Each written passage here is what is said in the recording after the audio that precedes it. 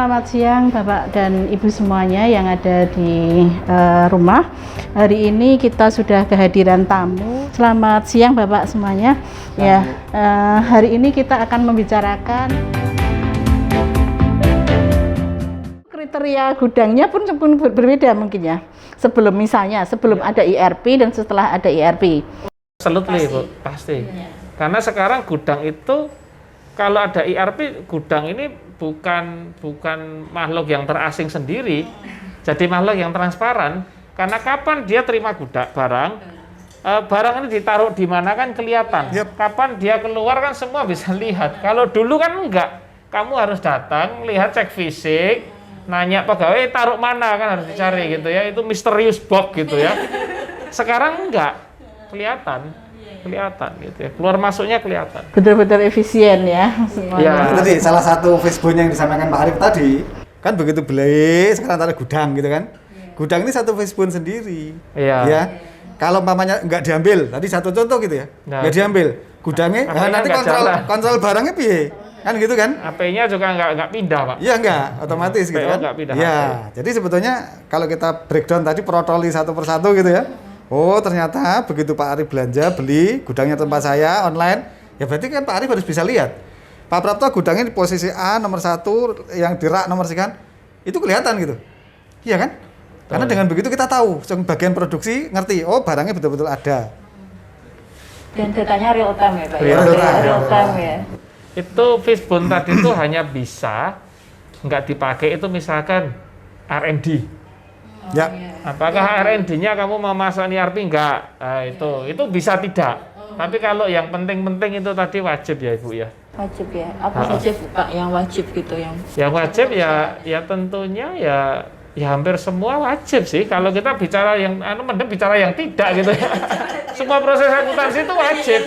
Banyak wajibnya soalnya. Yang tidak itu kan ya kayak misalkan ini nih, misalkan R&D apakah wajib dimasukin gitu ya? Kalau dimasukin kan lebih bagus, ketemu satu produk tertentu dengan rumus tertentu atau resep tertentu dan itu menjadi satu kode resep, dan bila ini diproduksi massal, ini kan nanti akan menguntungkan PPIC untuk misalkan ngecek stok barang, ngecek stok raw material gitu ya, atau dan juga jadi kekayaan intelektualnya si company kan, untuk produksi, jadi tahu resepnya, how to play-nya gitu ya, itu ada itu.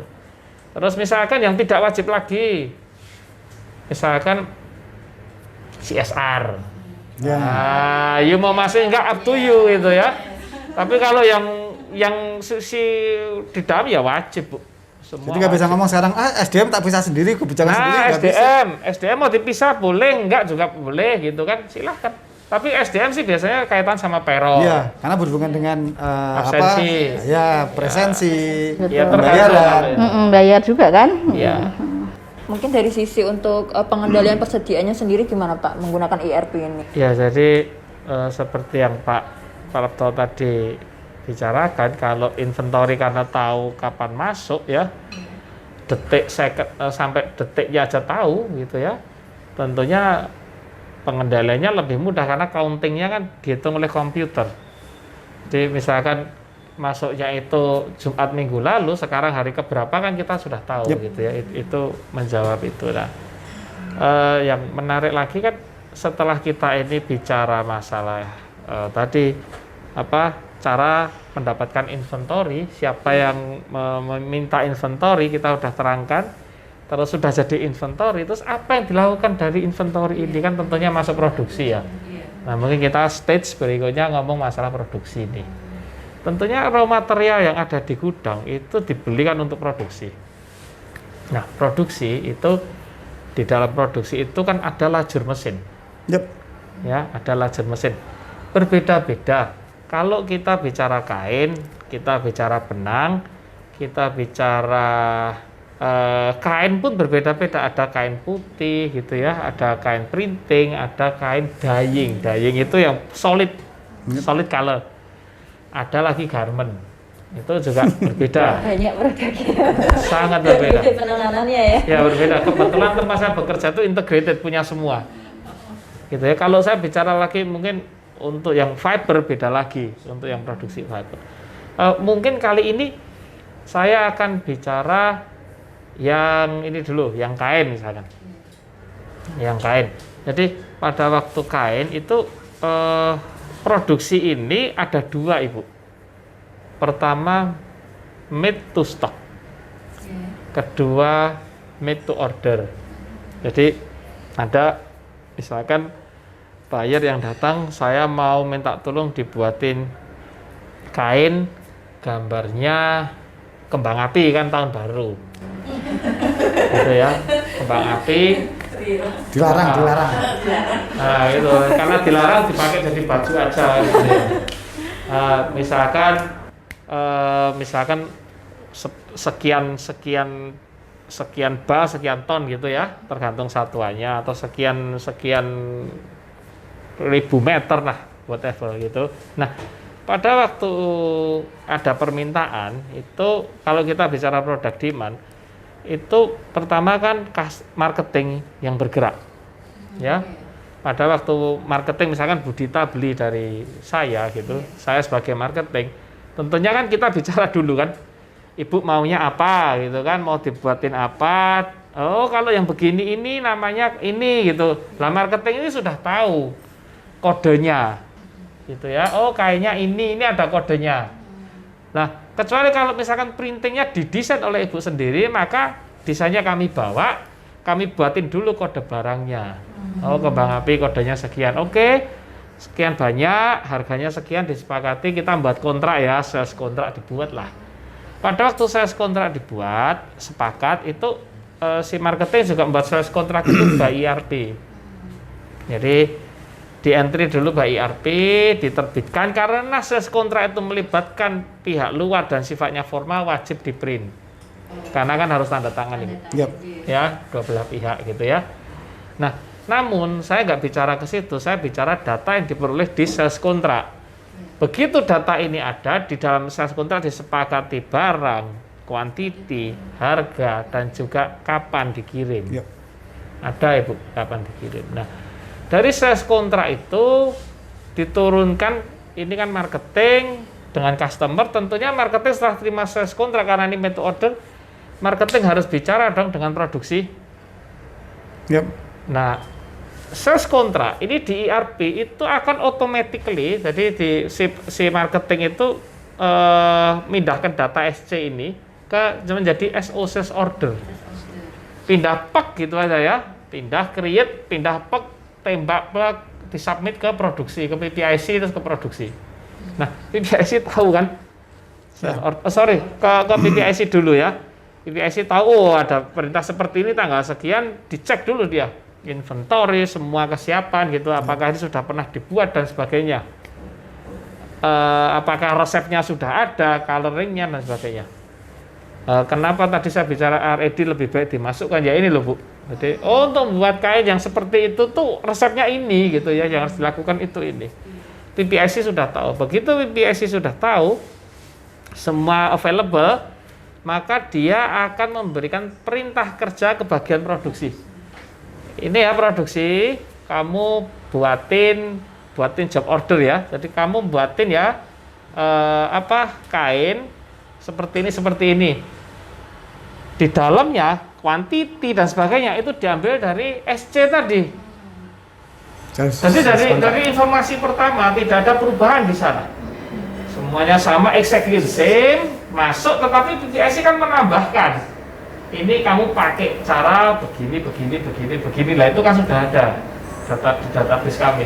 Atau ini lah tak lihat kamu tanggal sekian mesinmu, lajur mesinmu yang kosong yang itu dikasih perintah sama dia. Kamu baiknya pakai mesin yang ini gitu ya. Kecuali nanti terjadi misalkan mesin terjadi breakdown mendadak, ya nggak tahu. Nanti biasanya dirubah datanya. Tetapi dari awal sudah ditetapkan lebih PPIC, kamu pakai lajur mesin itu. Jam sekian, tanggal sekian. Udah perintah turun pek ke produksi ya sudah terima. Dia datanglah, dia bawa dari job order itu. Si produksi ini tentunya membutuhkan raw material dong. Ya. Dia mengisi lagi di ERP. ya itu dia minta barang ke gudang. Jadi minta kainnya, minta raw material untuk pewarnanya, gitu ya, macam-macamnya, itu kimia, macam-macam itu dia minta. Nah, pada waktu dia submit permintaan ke gudang, gudang nyiapin barang. Kamu ambil kapan gitu ya? Ambil hari ini sore misalkan, oke, disiapin, itulah proses inventory keluar, Ibu. Jadi gudang membuat inventorinya keluar. Inventory kita berkurang di sana. Nah, ini pengaruhnya kan ke neraca. Iya, langsung ke Ya kan? akuntansi ya, Pak. Iya. Nah, itu. Nah, setelah raw material diterima, ada preparing. Preparing pada waktu preparing mau dimasukkan ke mesin itu di entry. Oh, sekarang yang masuk ke mesin kayaknya sekian jam sini. Nanti apalagi jam sekian lagi ada batch kedua, batch ketiga itu di entry. Lah, setelah di entry di dalam mesin, biasanya ERP akan merekam itu keluar. Bila mesinnya, ini tergantung juga ke perusahaan. Untuk mesin-mesin yang baru, itu kan ada kayak counter digitalnya, itu biasanya bisa connect ke ERP datanya. Jadi, sudah jadi berapa kilometer kain, itu bisa. Sampai mesinnya pun connect ya, Pak? Connect. Ya, untuk mesin yang baru bisa begitu. Sudah connect ke sistem ini, kebaca Ibu. Jadi rollnya itu kan ada kayak roll meter, kalau kita naik mobil ada odometer kan itu. Nah, sama. Nah, itu terjadi keluar, berarti dibuatlah report as finish. Jadi itu keluar jadi report as finish. Jadi yang finish berapa, reportnya ada. Tentunya dari situ sebelum masuk ke gudang barang jadi atau finish good, ada QC dulu. Lah ada QC report lagi. Dilaporkan ini QC cek ini kualitasnya A, B, C ada dia. Nah, masuk gudang itu sudah berupa barang jumlah dengan quality. Nah, nanti gudang pada terima, kalau quality A tak taruh sini, tapi misalkan amit-amit terjadi B tak taruh situ kan gitu ya. Itu yang terjadi. Nah, kalau semua sudah siap, misalkan nanti PPIC monitor, loh ini kok kurang yang, ini kok B gitu ya. Ada B nih misalkan sekitar 5% B. Turun ke lapangan, cek. Apakah ini bisa dikerjakan ulang? Kadang-kadang bisa kain itu bisa dikerjakan ulang. Reprint, redyeing. Warnanya misalkan mudar gitu ya. Karena mungkin entahlah karena uap, karena apa, kelembapan gitu ya. Oke, perlu tambah kimia di redyeing lagi. Tapi kalau proses redyeing sama, harus lewat PPIC, ada keluar job order lagi dari PPIC. Karena di sana ada biaya. Kan dia harus minta lagi ke gudang. Kalau dia nggak dikasih perintah job order dari PPIC, dia nggak bisa minta gudang nggak akan kasih. Karena data gudang lo nggak ada nih perintah kamu produksi. Jadi data gudang itu terimanya dari PPIC. Sebelum si produksi minta itu gudang tuh sudah tahu kamu akan minta ini gitu loh ke saya, udah tahu. Nah, itulah ERP. Dia tuh bisa bergerak paralel. Bahkan bisa sekaligus bergerak tuh langsung tiga bagian. Setelah itu hebatnya ERP lagi, dia itu bisa convert automatically. Kayak misalkan tadi, raw material masuk dipakai, raw material dipesan, lalu barang diterima, pluk jadi AP gitu ya, jadi utang. Nah, itu loh ERP. Tanpa ada harus manusia di dalamnya yang merubah. Ya ini loh keunggulannya. Secanggih itu ya, Pak? Iya, memang begitu. Hanya satu kali input terus satu kali datanya ke bawah semua. Bayangi ya, datanya kan dari SC, dari marketing saya bicara dengan Ibu tadi, dibawa sampai ke produksi. Jadi ya nggak keliru kan kalau mintanya ini ya ini, ke bawah terus kok datanya single semua data. Terikat ya, Pak ya. Semua terikat. Nah, kalau sudah finish good jadi, tentunya kan ada pengiriman. Gitu ya. Pada waktu finish good jadi ini, begitu report as finish dan masuk ke gudang barang jadi, plek, HPP muncul ini. Ya. HPP muncul. Karena kan tadi ada raw material diminta. Nah, kan terus ada mesin hour yang jalan. Di mesin hour kan ada overhead cost. Jadi per meter itu udah berapa kan sudah diinput sama accounting, udah cost counting udah input nih. Buat kain sekian tuh sudah ada cost counting, tinggal komputer ngaliin aja, HPP muncul sudah. Nggak ada biaya manipulasi ya, Pak? Ya nggak ada ya. Gimana kan? Kayak diunggah kayak gitu ya, Ya nggak bisa di dalam komputer semua. Bukan nggak ada sentuhan manusia karena begitu ini pindah masuk gudang, gudang tuh menerima barang masuk dari produksi itu begitu tambah enter, pek, HPP calculate. Mungkin Gitu. saya nambahi. Iya, Pak. Jadi kalau mungkin kita berbicara inventory secara manual, kan kita ada yang namanya perpetual inventory ya. Iya. Iya dong, kan ada Ya, perpetual gitu ya. Hari ini melebu piro, metu piro di stok gudang ya kita bicaranya ya, kan gitu ya. Nah ini kan iso. Enggak. Keluar termasuk dengan nilai yang keluar, Ya makanya sudah apa adanya. beli tanggal 1 dengan tanggal 5 sama-sama benang mamanya gitu ya Pak ya. Harganya bisa beda. Ya. Harganya ini 1, yang ini harganya 1,1. Tapi begitu nanti di perpetual inventory, kalau kita manual kan bisa salah. Wong sing iki siji kok apa ini apa sing keluar iki sik pamane LIFO gitu ya. Kok tak koskan $1 tok kan salah. Harusnya 1,1. Kalau ini kan udah nggak mungkin. Karena begitu ini metu wis berarti 1,1. HP untuk ngono ke HPP tadi loh. Sing metu yang 1,1 loh ya, bukan yang $1 loh ya. Itu kelihatan sekali gitu. Mengurangi human error. Ya, makanya sebenarnya kalau Lebih tajam lah costingnya. mahasiswa tetap harus tahu yang namanya perpetual inventory. Kan konsepnya begitu Konseptual ya. harus Tahu paham. cara ngitungnya piye, masuk tanggal 1 keluar tanggal 3, ternyata tanggal 1 tanggal 4 keluar lagi atau nambah lagi untuk item yang sama ya. Untuk satu item yang sama gitu. Itu kan tetap harus kewenangan. Hanya dengan begini harga beda-beda pun keluarnya secara akurat nanti di HPP paling belakang sudah keluar. Coba kalau kita pakai manual. Tadi saya cerita aja. Harusnya dibiayakan 1,1, ternyata dibayarkannya 1. Ya. Ya kan padahal berarti nanti nggak match dengan nilai barang yang ada di gudang toh? Ya Atau kan pakai begitu ya? atau pakai average misalkan, tapi kan jadi nggak tajam lah. Nggak tajam. Cuman mungkin saya nambahkan tadi. Pak Arif tadi kan mengatakan ada yang made by order, ada made by Stock. stock. Sebetulnya Made to stock. kalau teman-teman mahasiswa itu belajar tentang supply chain, harus tahu yang namanya push production dan pull production. Itu yang disampaikan Pak Arif tadi ya. Konsep itu yang kita harus tahu gitu ya.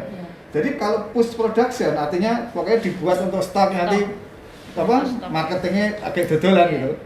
Beda sekali dengan pull production di mana dibuat sesuai dengan permintaan tadi gitu yang disampaikan Pak Arif. Mungkin konsep itu juga harus nyambung ke. Jadi ERP orang mau ERP itu sistemnya loh ya. Iya. Iya kan? Konsep. Konsepnya. Jadi pabrik ini apakah kan mungkin namanya tempat Pak Arif. Iya. Ada yang push production, ada yang pull production loh tempat Pak Arif itu. Bisa jadi kan Pak ya? Betul, Ada memang dua begitu. konsep. Memang begitu. Ono sing pokoknya urung payu gawe sik karena ini Iya. pasti laku. Iya. Hanya mungkin waktunya kan gitu ya. Ya. Kembali tadi begitu jadi AR tapi kan sudah sesuai AR ya kan gitu ya. Maksudnya untuk laku itu loh maksudnya. Kan gitu. Jadi mungkin kembali Bu Titi saya nambahkan konsep awal tentang push production dengan pull production kalau bahasa saya tambahkan aja itu dengan Pak Arif harus betul mas antara penjual bagian penjualan PPIC wis memang kudu connect banget caranya ya tadi kata Pak Arif transporternya ERP ini tadi Ya, tapi kita mahasiswa mungkin harus paham dengan konsep supply chain dulu ya Pak ya. Supply chain, inventory, ya supply chain kan yang dijelaskan Pak Arif tadi Iya. dari proses pengadaan. rencana pengadaan purchase request proses order sampai betul-betul beli itu kan semuanya supply chain. Iya. Kalau boleh saya sarankan para mahasiswa ini Ibu dibekali konsep akuntansi basic dulu. Udah ya? Itu karena basic berpikir ini semua itu dulu. Kalau mereka nggak paham APAR, mereka nggak bisa buat jurnal, akan sangat sulit Imbris ERP karena tahu-tahu kan tahu-tahu muncul gitu ya. Terus kalau ada masalah mereka sulit ya. ke belakangnya. Iya. Karena nggak tahu, Iya. karena nggak paham how to play, Yes. gitu ya. Karena sistem ini sangat memudahkan, tapi kalau nggak paham bahaya. Itu sih. Iya, ini adik-adik mahasiswa mungkin para Bapak dan Ibu dosen dari manajemen dan administrasi logistik juga mendengarkan dan melihat kita. Diskusi pada hari ini cukup menarik. Pada dasarnya ketika kita bicara ERP itu adalah suatu sistem yang mengintegrasikan data, yaitu single data dalam rangka untuk mencapai mulai dari perencanaan sampai dengan akhir dari sebuah proses produksi begitu ya, atau sebuah proses di dalam bisnis. Nah, pada dasarnya semuanya adalah untuk mencapai efisiensi, efektivitas, produktivitas tadi sudah kita kaji bersama. Pada dasarnya itu semua. Nah, saya yakin adik-adik ini kan generasi milenial yang tidak hanya berbicara tentang ERP jadul atau belum ada ERP, tetapi Anda harus sudah mulai berpikir Anda nanti generasinya sudah semuanya absolut sudah berpikir bahwa semuanya menggunakan proses ERP, tidak usah mikir yang macam-macam ya. Tetapi kami dalam rangka ini kita semua membekali dengan proses teoritisnya begitu ya, mulai dari proses akuntansi dasar, kemudian bagaimana kita belajar persediaan, warehouse dan lain sebagainya. Ini semua dalam rangka untuk secara teoritis Anda tahu prosesnya seperti apa, sehingga ketika kita belajar ERP paham juga prosesnya, kesalahannya ada di mana dan seterusnya seperti itu. Ya, saya di sini mengucapkan terima kasih Pak Arief, Pak Prapto sudah berkenan pada siang hari ini untuk berbincang-bincang dengan kita. Banyak manfaatnya. Nanti adik-adik di sini juga kemungkinan akan terjun ke lapangan begitu. Nanti kalau sudah masanya sudah diperbolehkan untuk membuka masker gitu ya. Betul. Sekarang bahaya. Sekarang bahaya kata Pak Arief. Jadi pada masanya kita boleh membuka masker, makanya kita munculkan pembelajaran ini dengan cara daring seperti ini supaya adik-adik paling tidak paham terlebih dahulu. Nanti kan adik masih semester 3. Nah, nanti mungkin di akhir semester kita bisa jalan-jalan ya ke industri-industri, diantaranya di industrinya Pak Arief, Pak Prapto, dan industri yang lainnya. Saya kira itu. Terima kasih sekali Pak Prapto, Pak Arief, Mbak Dita juga. Ya, apalagi ya? Ya semoga semuanya ini kita mendapatkan manfaatnya dan barokah ya untuk kita semuanya. Segera COVID-nya berlalu. Amin. Tahun baru ini kita mulai dengan diskusi di sini ya Pak ya. Ibu. Supaya kita nanti ke depan juga semakin menjadi sukses dan semakin menjadi baik. Doa saya juga untuk Pak Prapto dan Pak Arief sehat selalu. Untuk Ibu juga. Dan sukses selalu. Matur nuwun.